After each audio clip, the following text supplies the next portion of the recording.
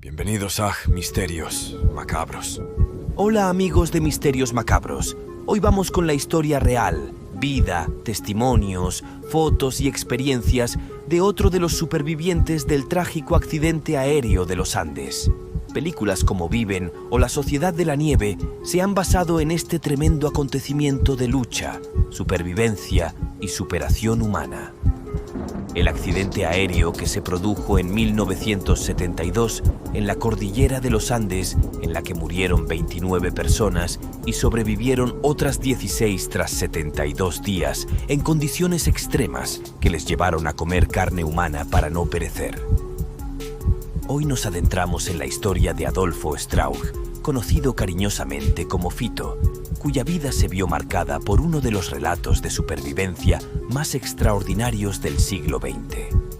Fito Strauch fue uno de los sobrevivientes del trágico accidente aéreo en los Andes en 1972, una experiencia que definió su existencia de maneras inimaginables y reveló la profundidad de la fortaleza humana frente a la adversidad extrema. Hace poco ha declarado en una entrevista que fue el primero en probar la carne humana, cómo cogió un trozo de cristal de una botella y se acercó a un cuerpo sin saber de quién era y cortaron piel del cachete de las nalgas. Yo, para quitarle coraje, digo, esto es como jamón crudo sin sal, para quitarle importancia. Lo increíble del ser humano es que a los pocos días era como comer pollo y no tuve ningún problema. También tuvo un papel muy relevante en otras cuestiones. ¿Sabías que Fito Strauch fue quien inventó el procedimiento para derretir hielo y poder disponer de agua para beber? ¿Sabías que fue Fito el que hizo las gafas de sol con los materiales que encontró entre los restos del avión? ¿Sabías que junto con Canessa, Numa y Carlitos Páez formó parte de las primeras expediciones para reconocer el terreno y la montaña? Pero antes de estas declaraciones y detalles, vamos a contestar a muchas otras preguntas. ¿Quién era Fito? ¿Qué hizo durante el accidente? ¿Cómo lo vivió él? ¿Cómo fueron sus días allí? ¿Qué experiencias le dejaron marcados y le cambiaron para siempre? ¿Cómo vivió él el tema de la antropofagia? ¿Qué sintió al ser rescatado? ¿A qué se ha dedicado después del accidente? ¿Cómo ha pasado estos 50 años? ¿Qué detalles menos conocidos de la tragedia nos puede contar ahora? Estas preguntas y mucho más serán contestadas. Empezamos. Adolfo Luis Strauch Urioste nació en Montevideo, Uruguay, el 19 de abril de 1948. Su familia era de origen alemán, de ahí el apellido, y es el primo de Eduardo Strauch y Daniel Fernández Strauch, otros dos supervivientes de la tragedia. También había un cuarto primo en el avión, Daniel Shaw, que falleció en el accidente. Fito Strauch, en aquel entonces un joven uruguayo lleno de vitalidad y sueños, compartía la pasión por el rugby con sus compañeros del equipo del Old Christians Club. Estudiante de ingeniería agrónoma, coincidió en la facultad con otros dos de los supervivientes, Daniel Fernández y Coche Inciarte. Fito combinaba su amor por el deporte con un agudo interés en la ciencia y la tecnología. Su vida, rica en familia, amigos y proyectos futuros, estaba llena de promesas y esperanzas. Al principio, él no quería emprender ese viaje a Chile, pero acabó aceptando casi en el último momento.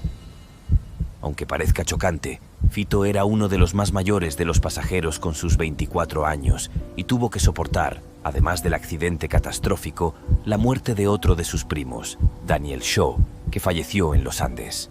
Pero su papel de más peso llegó tras la muerte del capitán, Marcelo Pérez del Castillo. El accidente en los Andes cambió todo. Fito, enfrentándose a condiciones extremas y a la inminente amenaza de la muerte, mostró una resiliencia y un ingenio notables.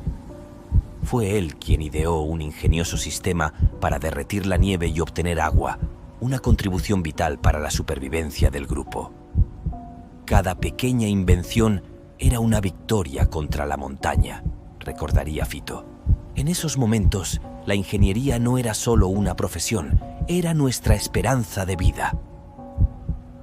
Tras el rescate, Fito Strauch regresó a un mundo que ya no era el mismo para él. Las secuelas del accidente y la lucha por la supervivencia dejaron huellas profundas. Volver fue un reencuentro con la vida, pero también con un nuevo yo, confesó Fito. Se dedicó a su carrera de ingeniería con una perspectiva renovada, aplicando la misma resiliencia y creatividad que lo ayudaron a sobrevivir en los Andes. El impacto emocional y psicológico del accidente fue algo con lo que Fito tuvo que lidiar en los años posteriores. Había días de profunda reflexión, de entender lo que habíamos vivido, explicaba. Pero también había una nueva apreciación por cada momento, cada oportunidad. Con el tiempo, Fito compartió su historia, no buscando notoriedad, sino como una forma de procesar su experiencia y honrar la memoria de aquellos que no sobrevivieron. Su relato, marcado por la introspección y el aprendizaje, se convirtió en una fuente de inspiración para muchos.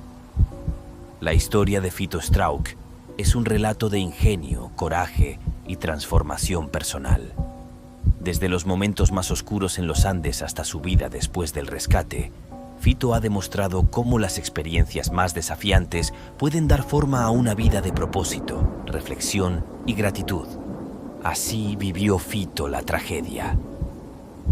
Aquel fatídico día de octubre de 1972, cuando el avión que transportaba al equipo de rugby uruguayo se estrelló en los Andes, marcó el comienzo de una prueba de vida que desafiaría y revelaría la inquebrantable fuerza del espíritu humano. Fito, un joven estudiante de ingeniería, había abordado el vuelo con la expectativa de un emocionante viaje deportivo. Era un día como cualquier otro, lleno de risas y conversaciones sobre el partido que íbamos a jugar, recordaría más tarde. Pero mientras el avión volaba sobre las vastas y desoladas montañas de los Andes, una combinación de factores adversos, desde el clima hasta errores en la navegación, convergieron en una tragedia inminente. Cuando el avión impactó contra la montaña, el mundo de Fito se sumió en un caos indescriptible. El estruendo del impacto, el grito de mis amigos, todo se mezclaba en un torbellino de miedo y confusión, diría Fito, recordando esos momentos de terror. Sobrevivir al impacto inicial fue solo el comienzo de una lucha mucho más larga y desesperada. En el siniestro perdió el conocimiento y cuando volvió en sí, estaba muy desorientado. Estaba en estado de shock. Su primera reacción era huir. En medio de los escombros del avión y las condiciones extremas de los Andes, Fito se encontró luchando por la supervivencia. De repente, estábamos enfrentando la realidad de nuestra situación. Sin comida, sin refugio adecuado, en medio de la nada, relataba. Fito y sus compañeros se enfrentaban a la amenaza inmediata de la muerte por exposición, deshidratación y hambre. Los primeros días después del accidente fueron un caótico intento de organizar la supervivencia. Fito, con su formación en ingeniería, se convirtió en una figura clave en este esfuerzo. Teníamos que ser ingeniosos, dijo. Cada pequeña idea, cada pequeña mejora en nuestro refugio o en la forma de recolectar agua era un paso hacia la esperanza de sobrevivir. Con cada día que pasaba, la dura realidad de su situación se volvía más clara. El rescate que esperábamos no llegaba y empezábamos a entender que si queríamos salir de allí, dependía de nosotros, reflexionaba Fito. En esos momentos, la determinación y la ingeniosidad de Fito se pusieron a prueba de maneras que nunca habría imaginado. La experiencia de Fito durante los primeros días tras el accidente muestra su capacidad para enfrentar una situación extrema con coraje y adaptabilidad. Su historia en este punto es un testimonio del poder de la resiliencia humana y la importancia del trabajo en equipo y la ingeniería práctica en condiciones de supervivencia. En el gélido y desolado paisaje de los Andes, Fito Strauch y sus compañeros sobrevivientes se enfrentaron a retos que ponían a prueba su ingenio y voluntad de vivir. Fito, con su formación en ingeniería, se convirtió en una pieza clave para idear soluciones a los problemas cotidianos de supervivencia. Los recursos eran escasos y cada decisión era crítica. Tuvimos que usar partes del avión para todo, desde construir un refugio hasta improvisar utensilios, recordaba Fito. Cada pequeña victoria contra el entorno hostil nos daba un poco más de esperanza. Fito jugó un papel fundamental en la creación de un sistema para derretir nieve, proporcionando agua esencial para el grupo. Mientras los días se convertían en semanas, la esperanza de un rescate rápido se desvanecía.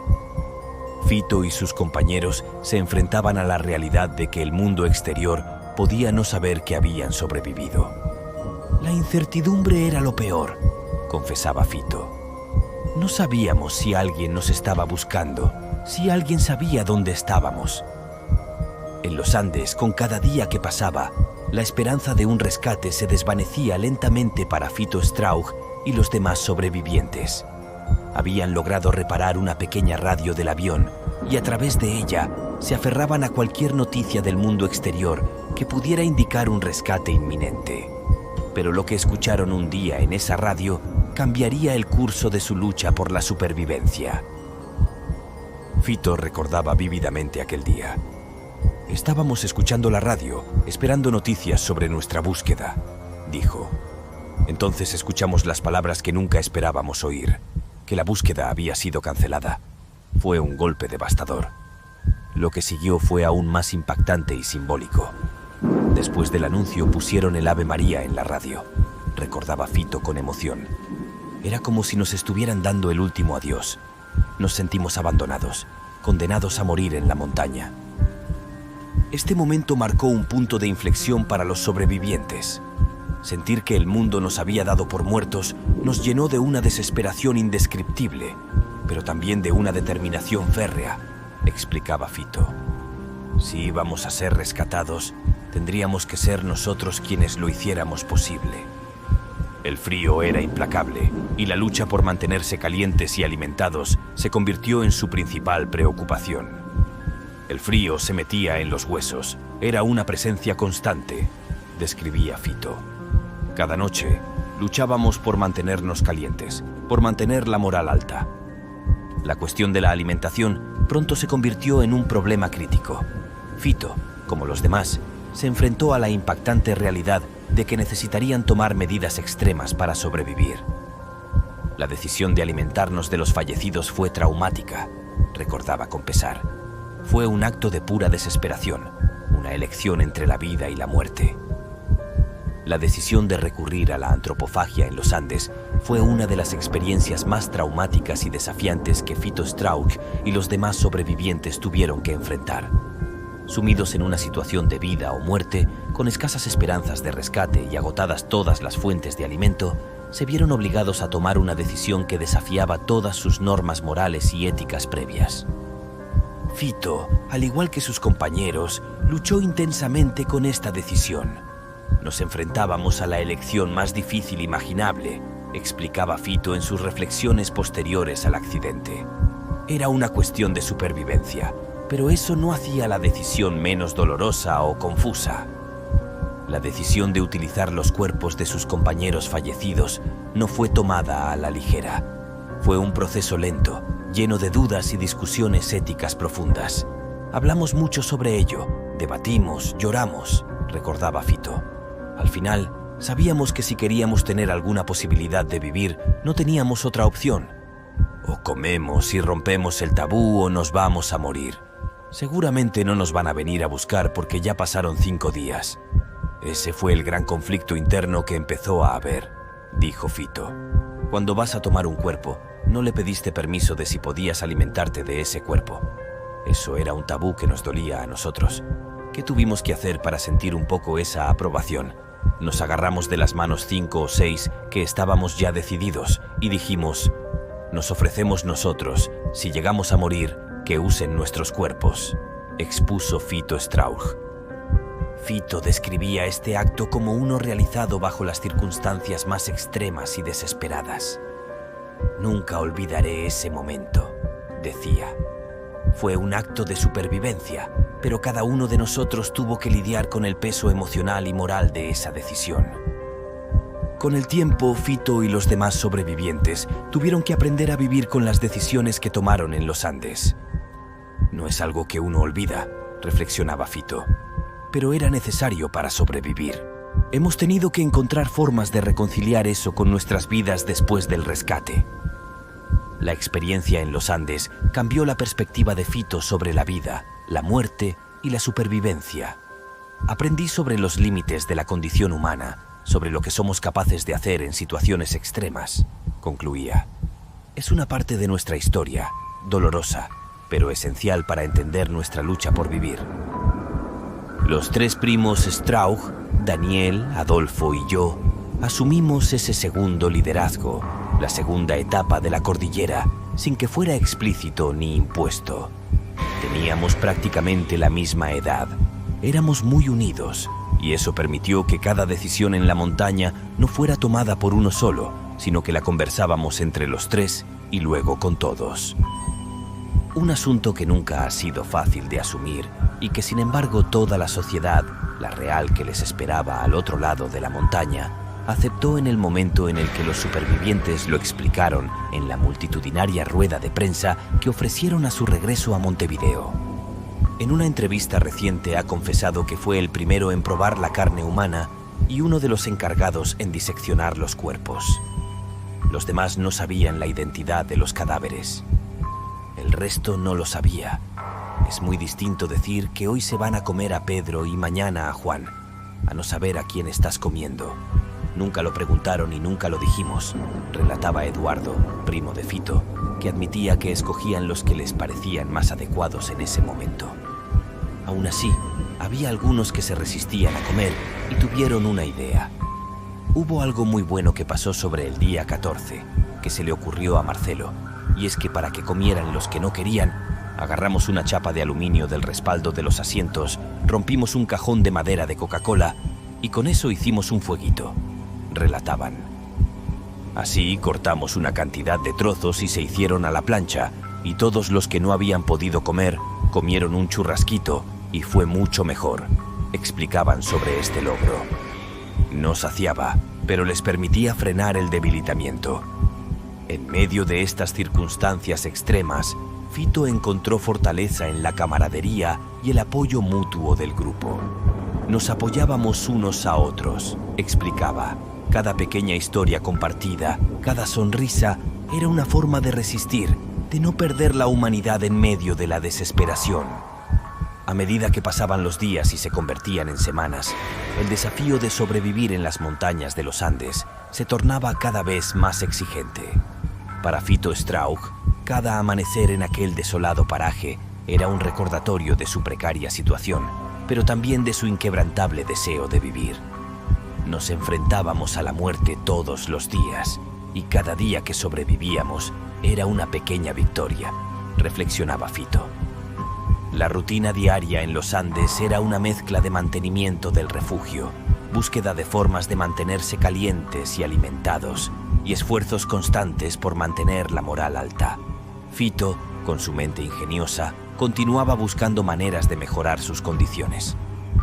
Cada problema que resolvíamos, por pequeño que fuera, nos daba más confianza en nuestra capacidad para sobrevivir, explicaba. Uno de los momentos más críticos para Fito y sus compañeros fue cuando se enteraron, a través de un pequeño transistor de radio, que la búsqueda de rescate había sido abandonada. Ese día, el peso de nuestra situación realmente nos golpeó, dijo Fito.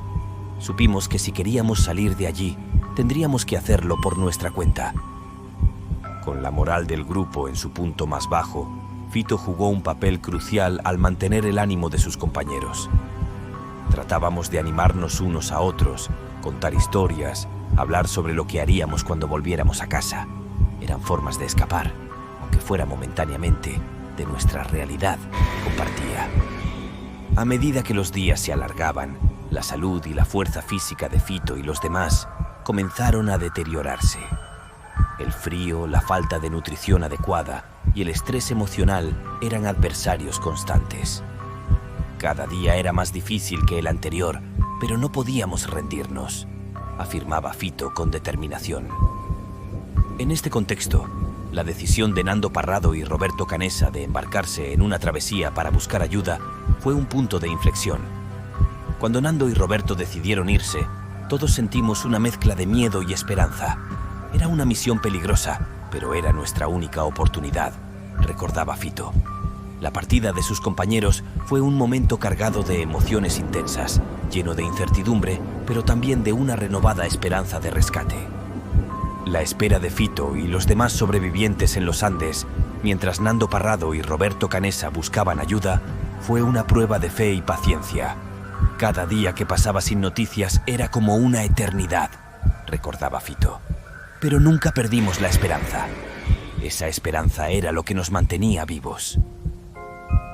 Los días de espera de Fito Strauch y los demás sobrevivientes, mientras Nando Parrado y Roberto Canessa emprendían su travesía en busca de ayuda, fueron un período de incertidumbre y esperanza. Mientras esperaban, Fito y los demás sobrevivientes continuaron luchando contra el frío y el hambre, apoyándose mutuamente en su lucha por sobrevivir. Nos habíamos convertido en una familia, decía Fito. Una familia unida por circunstancias extraordinarias. Nos cuidábamos los unos a los otros, compartíamos nuestras fuerzas y nuestras debilidades. Los días que siguieron a la partida de Nando Parrado y Roberto Canessa para buscar rescate fueron algunos de los más difíciles y angustiantes para Fito Strauch y los sobrevivientes restantes. Aislados en las montañas de los Andes, con recursos menguantes y enfrentando condiciones extremas, cada día era una prueba de su fortaleza y esperanza. Fito recordaba aquellos días con una mezcla de emoción y ansiedad. Era una espera llena de tensión, decía. No sabíamos si Nando y Roberto lograrían encontrar ayuda o si incluso sobrevivirían al viaje. Cada día que pasaba sin noticias era como un golpe a nuestra esperanza, pero nunca perdimos la fe. Durante esta espera, la solidaridad entre los sobrevivientes se fortaleció aún más. Nos unimos como nunca, explicaba Fito. Compartíamos historias, nos apoyábamos mutuamente. Era nuestra forma de mantenernos fuertes y unidos frente a la incertidumbre.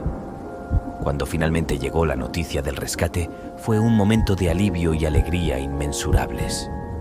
Ver los helicópteros acercándose fue el momento más emocionante de mi vida, recordaba Fito. Fue un sentimiento indescriptible, una mezcla de incredulidad y gratitud. Sabíamos que nuestra lucha había terminado. El momento del rescate, cuando finalmente llegó, fue uno de alivio y emoción inmensurables. Cuando vimos los helicópteros, fue como si todo el peso del mundo se nos quitara de encima, describía Fito con lágrimas en los ojos. En ese momento, supimos que nuestra lucha había valido la pena.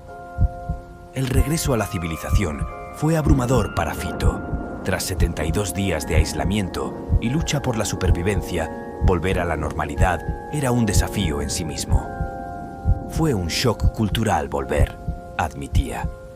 De repente estábamos de vuelta en un mundo que seguía adelante, mientras nosotros habíamos estado detenidos en el tiempo. El rescate y el regreso a la civilización, después de más de 2 meses en los Andes, fue un momento de intensas emociones contradictorias. La alegría del rescate se entrelazaba con el dolor por los amigos perdidos y el choque de volver a una vida que había quedado detenida en el tiempo. Fito recordaba esos primeros momentos después del rescate con una claridad abrumadora. Al principio todo parecía irreal, decía. Ver a nuestras familias, sentir el calor del sol, el sabor de la comida, era como despertar de una larga y terrible pesadilla. Sin embargo, junto con el alivio y la gratitud, venía la abrumadora sensación de pérdida y la necesidad de procesar lo que habían vivido. El interés de los medios en su historia fue inmediato y abrumador. De repente, éramos el centro de atención, con periodistas de todo el mundo queriendo saber cada detalle, recordaba Fito. Era difícil, porque al mismo tiempo estábamos tratando de comprender y sanar lo que habíamos vivido.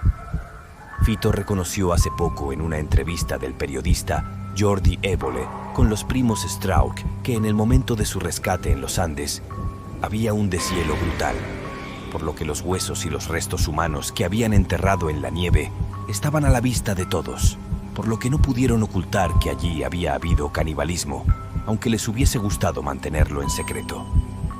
No tuvimos más remedio que contar la verdad. Si hubiéramos podido esconder la verdad, lo hubiéramos hecho, pero no tuvimos más remedio. Es la primera vez que se reconoció que había habido antropofagia, porque hasta el momento se había podido esconder, pero nosotros no pudimos esconderlo, reconoce Fito Strauch. ¿Qué imagen creen que se llevaron los que llegaban en el helicóptero?, pregunta entonces el periodista, a lo que los primos responden que de horror, sin duda.